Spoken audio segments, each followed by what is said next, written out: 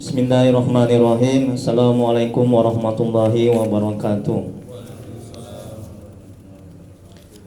Bapak yang dirahmati oleh Allah Subhanahu wa taala.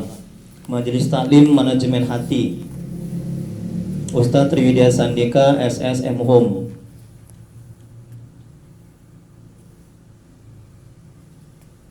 Dosen tetap UIM, dosen terbaik 2009, Santri Alamin Madura.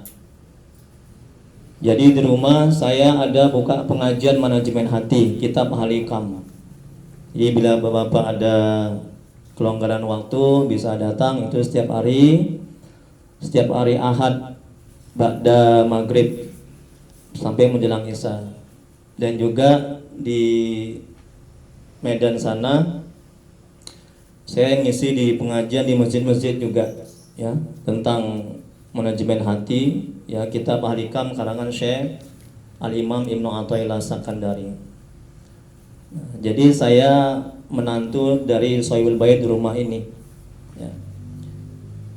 Kemudian mengajar Al-Quran, tasawuf, tauhid, fikih, ruqyah, zikir, muhasabah dan bahasa Inggris. Jadi saya juga ada dakwah di Facebook, di Instagram, YouTube, Triwidya Sandika Official. Kemudian teleponi, WhatsApp juga bisa. Baik, manajemen hati agar bisa bersabar atas musibah. Jadi hidup kita ini bergantung sejauh mana kita menata hati kita. Kalau kita terampil menata hati kita, selamatlah kita. Tapi kalau kita nggak terampil menata hati kita nggak akan selamat dunia akhirat.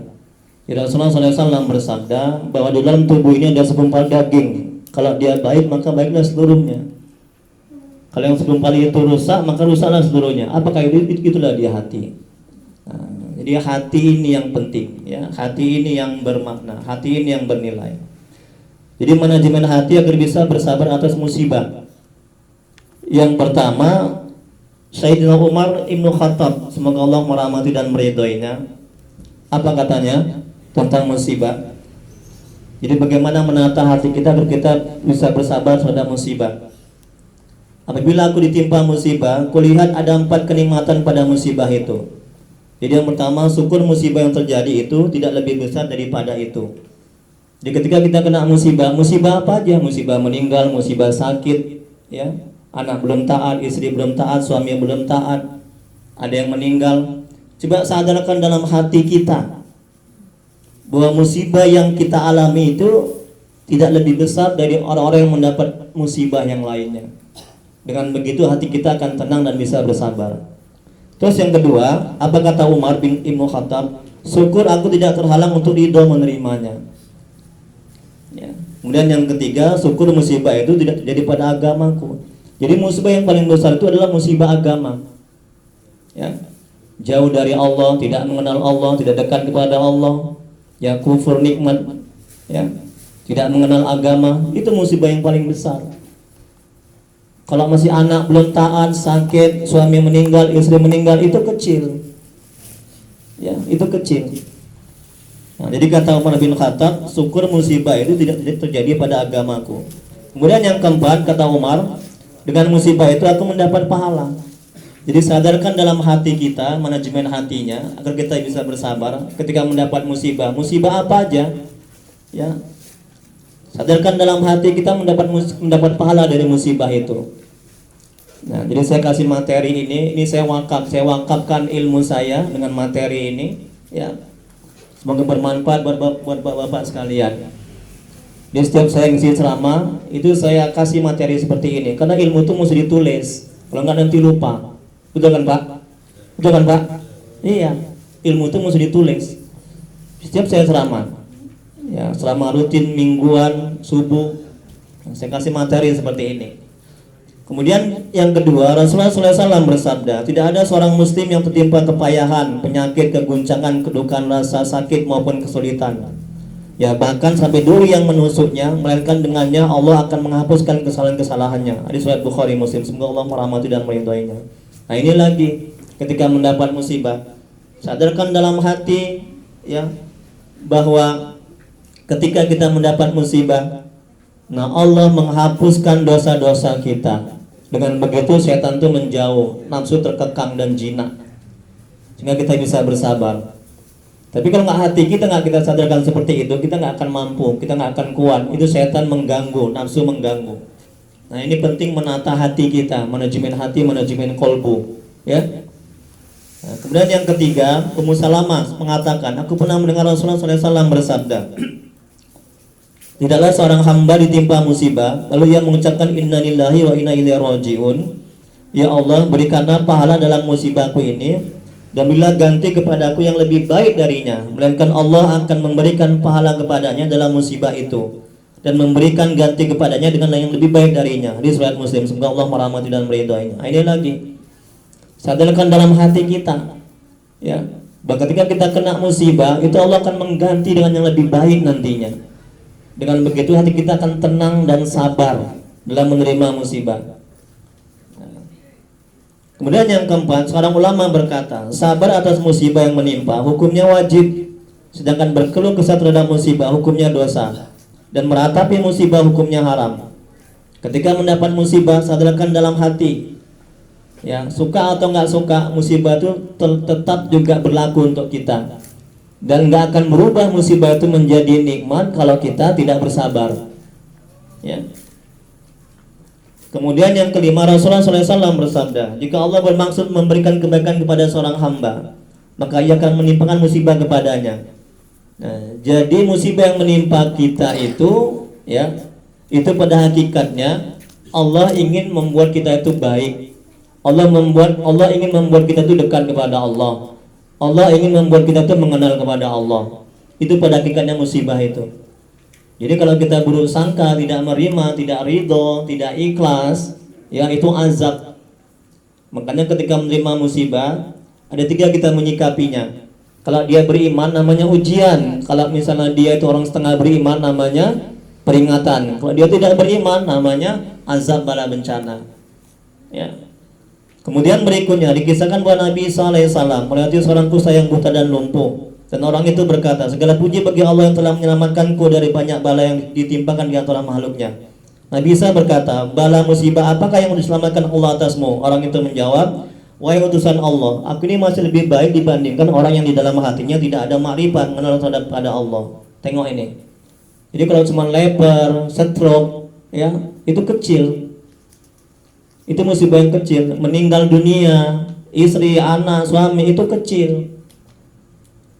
Musibah yang paling besar kalau kita tidak mengenal Allah, kalau kita nggak dekat kepada Allah, kalau kita nggak taat kepada Allah, itu musibah yang besar.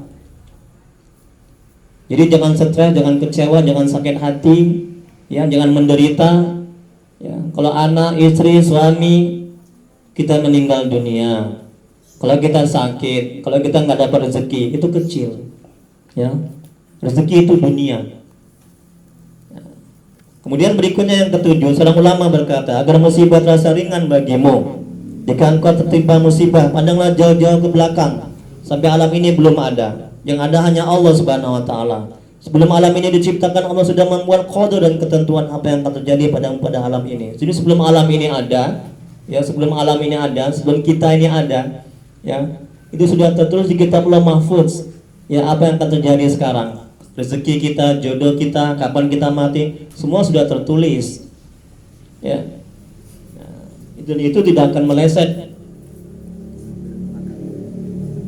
Oh ya, ya, sambil dinikmati, Pak, dimakan apa kuenya sambil menonton ceramah. Kemudian berikutnya yang ke-8, Syekh Ahmad bin Muhammad bin Ajib Al-Hasani, semoga Allah merahmati dan meridhoinya. Kadang kita merencanakan sesuatu yang kita sangka baik untuk kita, tetapi ternyata mudarat. Kadang kebaikan datang dari kesulitan dan kesulitan datang dari kebaikan. Kadang anugerah tersembunyi dalam cobaan, begitu juga cobaan tersembunyi dalam anugerah. Kadang Allah memberi manfaat lewat tangan musuh dan mencelakakan lewat tangan kekasih. Kadang kebahagiaan datang dari arah yang membahayakan dan bahaya datang dari arah yang menyenangkan. Jadi kita nggak tahu. Kadang-kadang nikmat, ya, lezat dan kemudahan justru akan memudaratkan kita, membuat kita sengsara menderita. Tapi terkadang kesulitan, kehimpitan hidup, sulit rezeki, kita sakit, terkadang itu yang membuat kita dekat kepada Allah, dan itulah sebuah anugerah karunia dari Allah kalau kita pahami dan kalau kita renungkan. Jadi kalau kita nggak ada duit, sempit rezeki, sakit, ya, jangan kecewa, jangan putus asa. ya. Jangan nggak sabar, karena boleh jadi itu merupakan karunia dari Allah, anugerah dari Allah. Berapa banyak orang yang sakit, yang tadinya nggak mengenal Allah, yang tadinya nggak sholat menjadi sholat, betul Pak? Betul kan? Yang tadinya nggak sholat menjadi gara-gara apa? Gara-gara dia sakit. Berapa banyak orang yang tadinya nggak kenal sama Allah, ketika dia ditimpa kesulitan hidup, nggak dapat rezeki, dia menjadi mengenal Allah. Yang tadinya jarang doa, jarang zikir, jarang baca Quran, ketika dapat kesulitan hidup, dia menjadi banyak berzikir, banyak berdoa. Jadi semua ketentuan Allah itu baik, gak ada yang buruk. Yang buruk kalau kita menyikapi dengan sikap terburuk kita. Jadi apa yang Allah takdirkan, apa yang Allah tentukan, semuanya baik, gak ada yang buruk. Ya. Kemudian berikutnya seorang arif berkata, Allah menguji manusia kadang dengan kenikmatan agar bersyukur, dan kadang dengan musibah agar bersabar. Dengan demikian, nikmat dan musibah keduanya merupakan bentuk ujian dari Allah. Jika nikmat adalah ujian kesyukuran, musibah adalah ujian kesabaran. Kemudian yang ke-10, Syekh Imam Ibnu Athaillah Sakandari, semoga Allah merahmati dan meridhoinya. Ketika engkau sering mendapat ujian, ditimpa berbagai musibah, diterpa berbagai kesulitan, itu maksudnya agar engkau sadar dari kelalaian, bangun dari kealpaan, kembali kepada Allah, dan menyesali kesalahan. Nah, jadi manajemen hatinya agar kita dekat dan mengenal Allah. Ketika mendapat musibah, sadarkan bahwa ini peringatan dari Allah, ya, ini teguran dari Allah. Agar apa? Agar kita kembali kepada Allah, sadar akan kelalaian kita, ya, sadar bahwasanya selama ini kita jauh dari Allah. Dan berikutnya yang ke-11, Syekh Imam Ibnu Athaillah Sakandari, semoga Allah merahmati dan meridhoinya, berkata, janganlah terlalu sakit menerima musibah yang menimpa dirimu, karena yang memberikan musibah itu adalah Allah, yang selama ini telah banyak berbuat baik kepadamu. Berapa nikmat Allah sejak lahir tidak terhitung jumlahnya, dan berapa musibah yang kita terima bisa dihitung. Dan yang ke-12, Syekh Imam Ibnu Athaillah Sakandari berkata, Allah menakdirkan berbagai penderitaan untukmu demi karunia dan anugerah yang akan datang sudahnya. Bukankah Allah berfirman, orang-orang yang bersabar akan disempurnakan balasan mereka tanpa hisab. Dan yang ke-13, Syekh Imam Ibnu Athaillah Sakandari, semoga Allah merahmati dan meridhoinya, berkata, seandainya seorang hamba menjalani pilihannya sendiri, tentu ia tidak akan mendapatkan karunia Allah dan tidak bisa masuk ke surganya. Segala puji bagi Allah atas pilihannya yang baik. Allah berfirman, boleh jadi kalian membenci sesuatu padahal ia baik bagi kalian, dan boleh jadi kalian menyenangi sesuatu padahal ia buruk bagi kalian.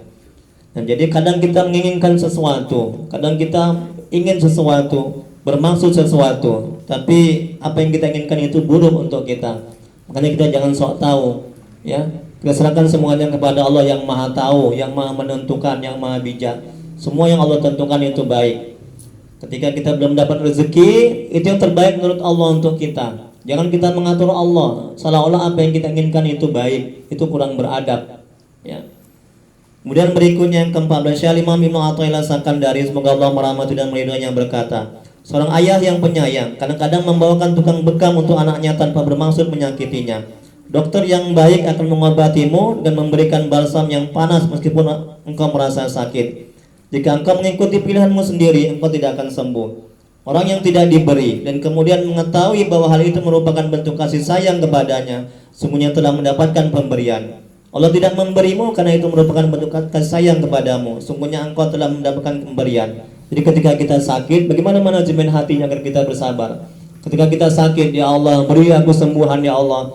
Allah belum berikan kita sakit, itu yang terbaik menurut Allah untuk kita. Jangan buruk sangka.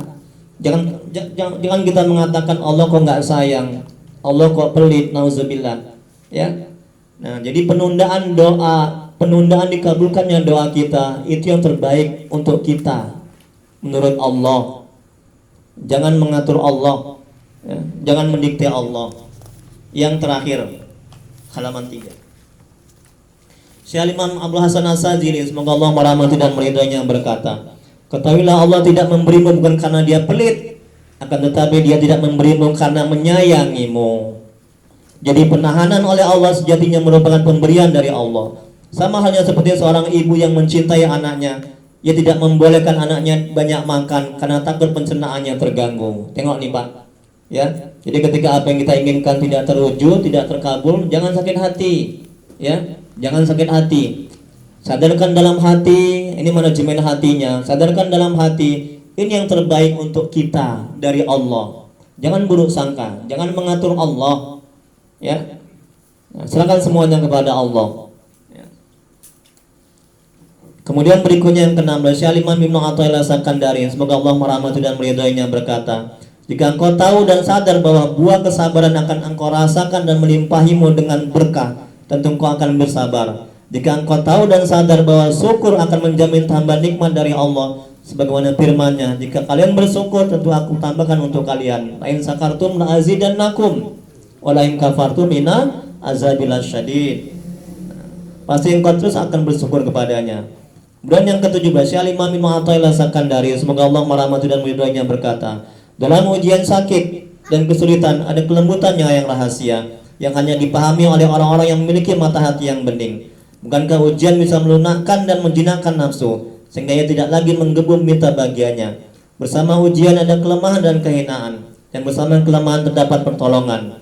Allah berfirman dalam Al-Quran surah Al-Imran ayat 1, 2, 3, Allah telah menolong kalian dalam perang Badar saat kalian lemah. Dalam kehinaan, dalam kesulitan, itu pertolongan Allah itu datang.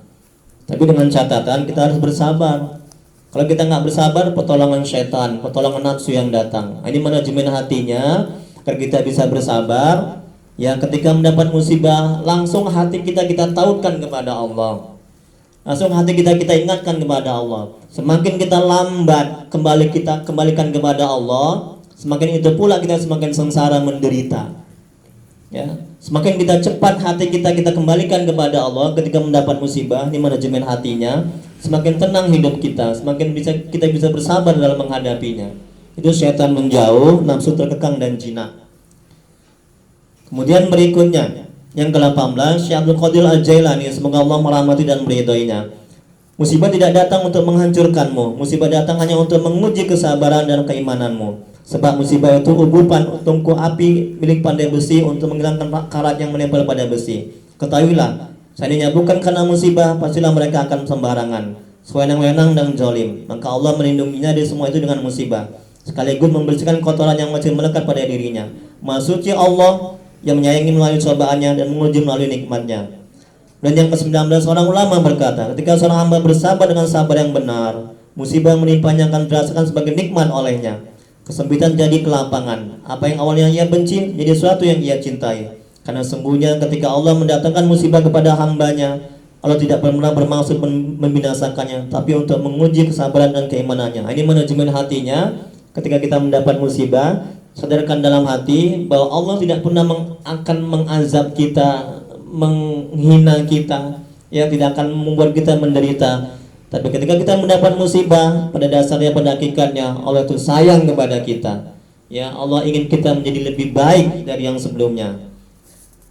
Kemudian berikutnya yang terakhir, seorang ulama berkata, yang ke-20, Syekh Imam Abdul Haris Al-Muhasibi, semoga Allah merahmati dan meridhoinya, berkata, orang yang meyakini adanya kebaikan dalam pilihan Allah, ia pasti akan tenang dalam menerima segala musibah yang menimpanya. Ia terlihat enteng menghadapinya, karena kebahagiaan akan segera menyongsongnya. Ini manajemen hatinya.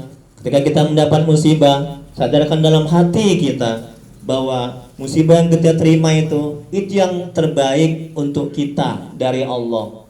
Gak ada yang buruk ketentuan yang Allah takdirkan. Yang buruk kalau kita menyikapi dengan sikap terburuk kita. Wallahu a'lam. Hanya Allah yang maha mengetahui. Mungkin ada pertanyaan Pak? 1, 2 tentang musibah ini sebelum kita tutup dengan doa. Enggak ada? Kita doa ya Pak ya. Astaghfirullahaladzim, astaghfirullahaladzim, astaghfirullahaladzim, allazi la ilaha illa huwal hayyul qayyum wa natubu ilaih. Allahumma salli ala sayyidina Muhammad wa ala alihi wa sallim. Allahumma salli ala sayyidina Muhammad wa ala alihi wa sallim. Allahumma salli ala sayyidina Muhammad wa ala alihi wa sallim. Alhamdulillahirabbil alamin hamdan yuwaffi ni'amahu wa yakafi mazidah. Ya Rabbana lakal hamdu kama yanbaghi li jalali wajhika wa 'azimi sultanik. Allahumma salli ala sayyidina Muhammad wa ala ali sayyidina Muhammad. Ya Allah ya Rahman ya Rahim, dengan keberkahan dan kemuliaan Nabi Muhammad sallallahu alaihi wasallam, keluarga dan sahabat-sahabatnya, dengan keberkahan kemuliaan Syekh Abdul Qadir Al-Jailani, dengan keberkahan kemuliaan surat Al-Fatihah, Ikhlas, Al-Falaq, An-Nas. La ilaha illa anta subhanaka inni kuntu minaz zalimin. Ampuni ya Allah dosa kedua orang tua kami. Ampuni sebesar apapun masa lalu mereka. Terima amal ibadah mereka. Terima tobat mereka, kasihanilah mereka ya Rabb. Ya Allah, ampuni dosa orang tua kami yang telah mendahului kami. Jauhkan mereka dari siksa kuburmu. Jadikan kuburan mereka taman-taman surgamu. Tempatkan mereka di surgamu sebaik-baik surga ya Allah. Ya Allah, ya Rabb, yang maha pengasih lagi maha penyayang. Ampuni dosa dan maksiat kami ya Rabb. Ampuni sebesar apapun masa lalu kami. Terima amal ibadah kami. Terima tobat kami. Kasihanilah kami ya Allah. Murahkan rezeki kami dan berkahi. Mudahkan urusan kami dan berkahi. Panjangkan umur kami dan berkahi ya Allah. Ya Allah yang maha menatap, jadikan keluarga kami keluarga yang sakinah mawaddah warahmah. Jadikan anak-anak kami anak yang saleh dan salehah. Jauhkan kami dari musibah dan bala bencana. Ya Allah, tuntun hati kami agar bisa istiqomah di jalan-Mu, agar bisa selalu mengingat-Mu, agar bisa selalu berselawat kepada Rasul-Mu ya Rabb. Ya Allah, ya Rabb, yang maha menatap. Allahumma inna nas'aluka salamatan fid din wa afiyatan fil jasad wa ziyadatan fil ilmi wa barakatan bi rizqi wa taubatan qabla al maut wa rahmatan indal maut wa maghfiratan ba'dal maut. Allahumma hawin alaina bi sakaratil maut wa najata minan nari wal afa indal hisab. Rabbana la tudhi'h qulubana ba'da idh hadaytana wa hab lana min ladunka rahmah innaka antal wahhab. Rabbana atina fid dunya hasanah wa fil akhirati hasanatan wa qina azabannar. Wa sallallahu ala sayyidina Muhammad wa alihi wa sahbihi wasallam. Subhana rabbika rabbil izzati amma yasifun wa salamun alal mursalin walhamdulillahi rabbil alamin. Allahumma shalli ala sayyidina Muhammad. Taqabbalallahu minkum. Bapak-bapak jemaah yang dirahmati oleh Allah Subhanahu wa taala. Di sini saya mewakili Sohibul Bait ingin mengucapkan banyak terima kasih atas kesediaan bapak-bapak sekalian sudah datang ke rumah kami ya guna mendoakan orang tua kami, abang kami. Semoga apa yang bapak-bapak lakukan dibalas oleh Allah Subhanahu wa taala, pahala yang berlipat ganda. Dan yang kedua, di sini kami mohon maaf yang besar-besarnya bila penempatan kami ya rumah kami itu kurang berkenan di hati bapak-bapak sekalian. Untuk itu kami mohon maaf yang sebesar-besarnya. Kemudian yang ketiga, bila dalam pembawaan umul kitab, taktim, tahlil tadi dan pengajian tentang muhasabah tadi, tentang musibah tadi ada kekeliruan, ada kekurangan, untuk itu kami mohon maaf yang sebesar-besarnya. Assalamualaikum warahmatullahi wabarakatuh.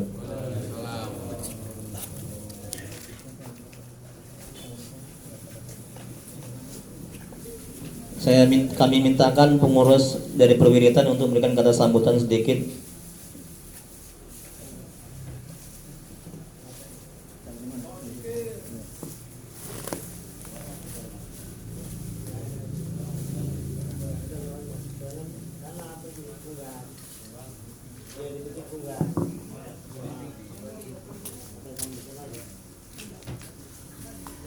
Assalamualaikum warahmatullahi wabarakatuh.